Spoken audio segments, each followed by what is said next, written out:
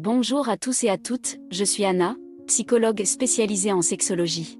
Aujourd'hui, nous allons aborder un sujet qui peut être tabou mais qui mérite d'être exploré, la masturbation féminine. Pourquoi est-il important d'en parler? Parce que nous allons démystifier les idées reçues et discuter des potentiels dangers ou bénéfices de cette pratique. Restez jusqu'à la fin pour découvrir des informations précieuses et n'oubliez pas de vous abonner à notre chaîne, de liker la vidéo et de laisser vos commentaires. C'est parti! La masturbation féminine est un sujet souvent entouré de mystères et de tabous. Certaines personnes croient que c'est dangereux, d'autres pensent que c'est bénéfique. Alors, qu'en est-il vraiment? Est-ce que se masturber peut réellement être dangereux pour les femmes, ou est-ce que cela peut leur apporter des avantages? Dans cette partie de l'article, nous allons explorer les différentes perspectives et les arguments qui entourent cette pratique intime. Tout d'abord, il est important de souligner que la masturbation est une activité parfaitement naturelle. Elle fait partie de la sexualité humaine depuis des siècles, et il n'y a aucune raison de la considérer comme dangereuse en soi. En fait, la masturbation peut être une manière saine et normale d'explorer son propre corps, de se détendre et de prendre du plaisir. Sur le plan physique, la masturbation féminine peut avoir de nombreux avantages. Elle permet de découvrir les zones érogènes du corps, d'apprendre ce qui procure du plaisir et ce qui n'en procure pas. En expérimentant avec différentes techniques et mouvements, les femmes peuvent mieux comprendre leur propre sexualité et communiquer leurs préférences à leur partenaire.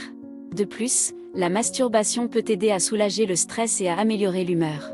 Lorsque les femmes se masturbent, leur corps libère des endorphines, des hormones du bonheur, qui procurent une sensation de bien-être et de satisfaction.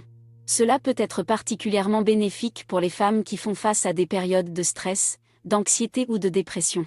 Mais qu'en est-il des arguments contre la masturbation féminine? Certains prétendent que cela peut provoquer des problèmes de santé, comme l'affaiblissement des muscles du plancher pelvien ou des infections urinaires. Cependant, il est important de noter que ces problèmes sont généralement associés à une mauvaise technique ou à une hygiène inadéquate. En pratiquant la masturbation de manière sûre et en veillant à maintenir une bonne hygiène, ces problèmes peuvent être facilement évités. Un autre argument avancé est que la masturbation peut affecter négativement la vie sexuelle avec un partenaire. Certains craignent que les femmes qui se masturbent régulièrement ne perdent leur intérêt pour les relations sexuelles avec d'autres personnes. Cependant, il n'y a aucune preuve scientifique solide pour étayer cette affirmation. En réalité, la masturbation peut même améliorer la vie sexuelle en permettant aux femmes de mieux connaître leur propre corps et leurs préférences, ce qui peut être bénéfique dans une relation de couple. En conclusion, la masturbation féminine peut être à la fois dangereuse et bénéfique, selon la manière dont elle est pratiquée. Il n'y a rien d'intrinsèquement dangereux à se masturber, mais il est important de le faire de manière sûre et responsable, en accordant une attention particulière à l'hygiène et à la technique.